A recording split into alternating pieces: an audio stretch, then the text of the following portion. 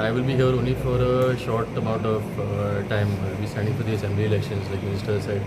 I would just like to tell the people, when we were campaigning, I had given my commitment to a lot of people from Panjim.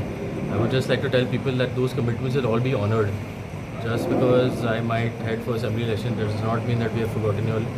Whatever we have promised you will be delivered, and we have already started doing our work. And I have about 50 things that I need to deliver in the next 6 months, or that I'm at least hoping to start and think about. So you almost confirmed yourself that you are contesting assembly. The minister has already said no, but he hopefully will agree. That I have no idea. Party will decide. Because you have many options, no?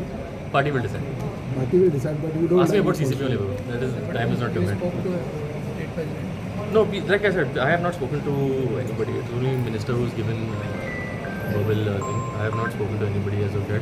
There is still time for all of this. It's not. I still have a lot of work to do in the corporation for the next 6 to 8 months. So my only focus will be the corporation for now.